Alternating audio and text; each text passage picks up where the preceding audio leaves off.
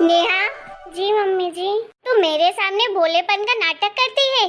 तेरी हिम्मत कैसे हो गई मेरे खिलाफ बोलने की? हाँ, कल मुही नहीं तो जब से इस घर में आई है घर को नर्क बना के रख दिया है।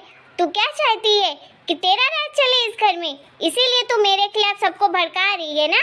हाँ मम्मी जी, आप इतना गुस्सा क्यों कर रही हैं? मैंने किसी को कुछ नहीं कहा। क्या हो गया? मैं भला आपके खिलाफ किसी को क्यों भड़काऊंगी मम्मी जी? चल चुप कर कलमुई। मेरे सामने तो ऐसी भीगी बिल्ली बनी रहेगी जैसे कुछ जानती नहीं है, लेकिन मैं नहीं रहती तो पीठ पीछे क्या क्या गुल खिलाती है। तू मेरे सामने ये सब ढोंगपन मत कर, समझी?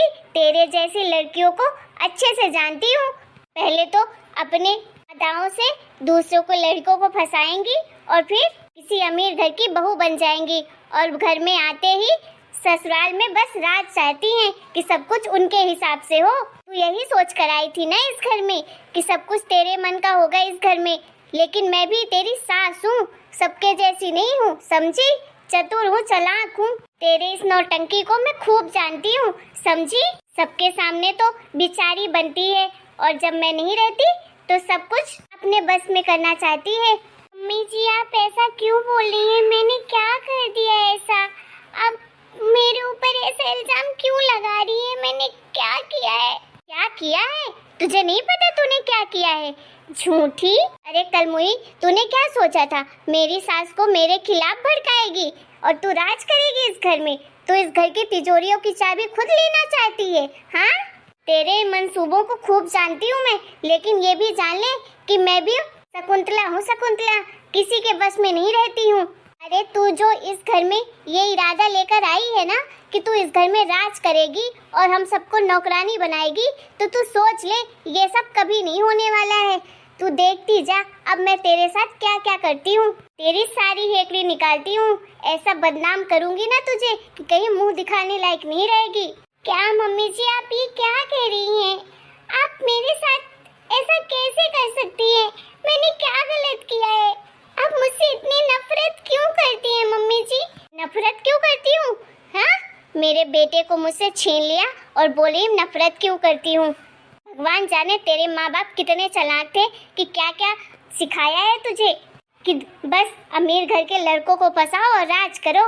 जिंदगी में तो ये सब कुछ चकाचौंध देखी नहीं होगी, इस घर में आ गई है तो तेरी नीयत तो पहले ही बदली हुई थी और ये सब देखकर और बदल गई है कि बस अब सब कुछ ये तेरा ही है। नहीं मम्मी जी, मुझे इस घर से कुछ नहीं चाहिए।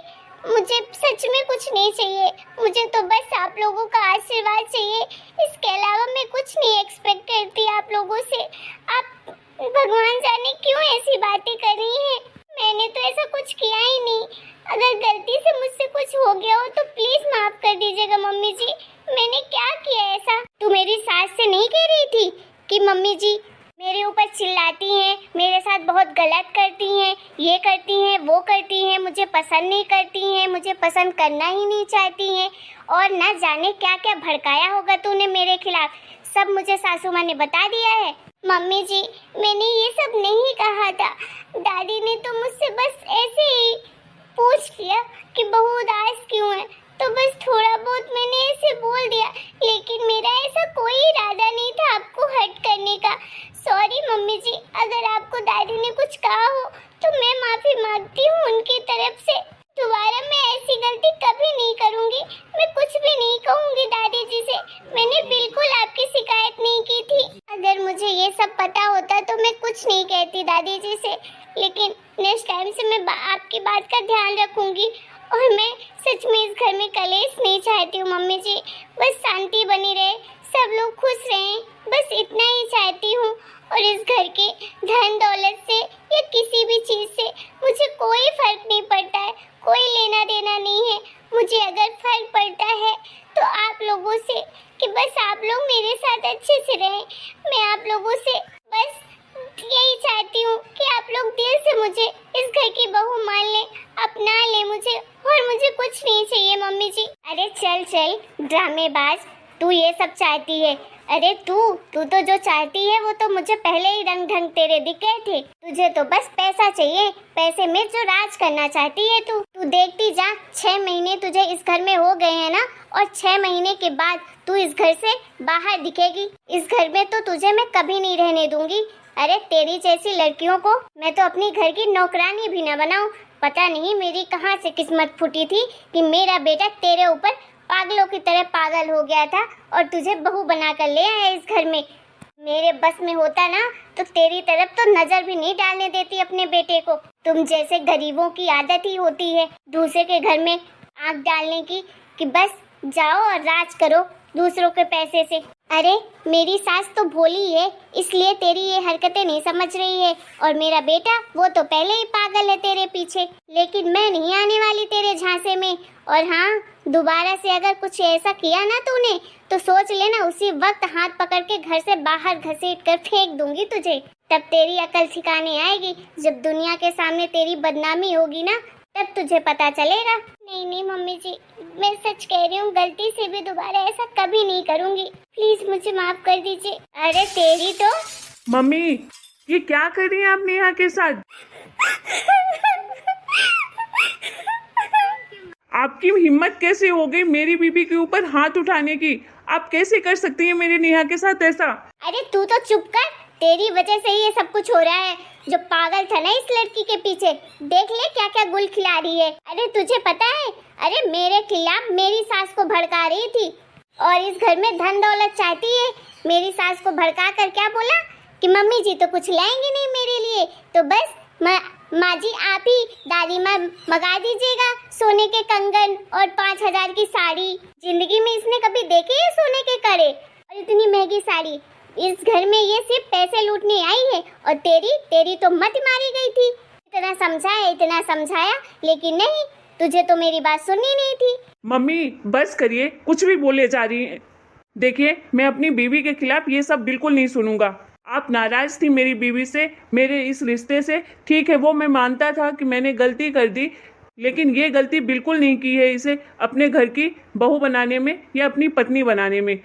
वो मेरे लाइफ पार्टनर परफेक्ट है, आप उसके खिलाफ कुछ नहीं बोल सकती हैं। और दोबारा आप मेरी बीवी के ऊपर हाथ नहीं उठाएंगी, नहीं तो मैं ये सब बर्दाश्त नहीं करूंगा और मैं अपनी बीवी को लेकर ये घर हमेशा हमेशा के लिए छोड़कर चला जाऊंगा। हे भगवान, बस यही सुनने को बाकी रह गया था। देख तू मुझे धमकी मत दे, जाएगा कहाँ तू? कहीं भी चला जाऊंगा मम्मी, लेकिन आपके घर में नहीं रहूंगा अगर दोबारा यही हरकत हुई तो। और आप जानती हैं कि अगर मैं जिद पर आ जाता हूँ तो मैं वही करता हूँ जो मुझे सही लगता है। हे भगवान, ये लड़का तो मुझे दुश्मन मान के बैठा है, लेकिन मैं भी हार नहीं मानने वाली। नहीं मानेंगी तो आप ही पछताएंगी बाद में। लेकिन मेरी बीवी को आप प्लीज उसे शांति से इस घर में रहने दीजिए, सुकून से। आप उसे तंग मत करिए। वो वैसे इतना कुछ आपके कारण सहन कर रही है, फिर भी आप उसे समझती ही नहीं है, माफ करना ही नहीं चाहती, अपनाना ही नहीं चाहती, इसीलिए आप ये सब कर रही है ना? हाँ, नहीं अपनाना चाहती और ना ही कभी अपनाऊंगी। जब तक मैं इस लड़की को घर से बाहर नहीं फेंकूंगी ना, तब तक मैं नहीं चैन से रह सकती। फिर तो आप सपना देखिए मम्मी, क्योंकि ये घर लड़की अगर मैं इस घर में रहूंगा तो मेरे साथ ही रहेगी, और अगर ये लड़की इस घर में नहीं रहेगी तो मैं भी नहीं रहूंगा। कर तुझे जो करना हो, मैं तो अपनी जिद पर हूँ। तो मैं भी अपने जिद पर हूँ। सॉरी नेहा, माफ कर दो मुझे, मेरी वजह से तुम्हें इतना कुछ सहन करना पड़ा इस घर में। और न जाने मेरी भी कितनी बड़ी गलती थी कि मैं कुछ दिनों से तुम्हारे साथ बिल्कुल अच्छे से बिहेव नहीं कर रहा था, बहुत बुरा बर्ताव कर रहा था। प्लीज़ मुझे माफ़ कर दो। कम से कम मुझे तो तुम्हारा साथ देना चाहिए था। तुम्हारे अकेले की जिम्मेदारी नहीं थी माँ को खुश रखने की, मेरी भी जिम्मेदारी थी, और मैंने हर सब कुछ तुम्हारे ऊपर ही सौंप दिया था। प्लीज़ मुझे माफ़ कर दो। और सही किया कि दादी माँ को तुमने अपनी बात बताई और दादी माँ ने मुझे समझाया, नहीं तो सच में मैं तुम्हारे साथ कितना गलत कर रहा था। प्लीज़ मुझे माफ़ कर दो। राहुल, मैं सच में बहुत टूट गई हूँ। प्लीज आप ही हैं जो मुझे समझ सकते हैं। हाँ, मैं जानता हूँ, मैं तुम्हें दोबारा अकेला कभी नहीं छोड़ूंगा। मैं हमेशा तुम्हारे साथ हूँ और मैं ये सब कुछ तुम्हारे सहन नहीं करने दूंगा अकेले, ठीक है? अगर मम्मी ने ऐसा दोबारा किया तो मैं सच में ये घर छोड़कर चला जाऊंगा। नहीं राहुल, ये सब आप प्लीज मत करना। मैं एक माँ से एक बेटे को जुदा नहीं कर सकती हूँ। आपकी माँ आपके बिना रह नहीं पाएंगे, वो आपसे बहुत प्यार करती हैं। उनका गुस्सा भी जायज है। शायद मुझे लगता है कि मैं इस घर के लिए परफेक्ट बहू नहीं हूँ। ऐसी बात नहीं है नेहा, तुम मेरे लिए परफेक्ट हो और इस घर के लिए भी हो। हम दोनों अब साथ में सफ़र करेंगे और हम पूरी कोशिश करेंगे कि हम सबको खुश रखें और मम्मी के दिल में तुम्हारे लिए और अपने लिए जगह बना पाऊँ दोबारा से, जैसे मम्मी पहले रहती थी। थैंक यू राहुल, मुझे समझने के लिए। आपको हमारा ये वीडियो कैसा लगा कमेंट करके जरूर बताइएगा। वीडियो पसंद आया तो प्लीज वीडियो को लाइक करें, शेयर करें और चैनल को सब्सक्राइब करें। इसका नेक्स्ट पार्ट आपको जल्द ही मिलेगा। तब तक के लिए बाय बाय।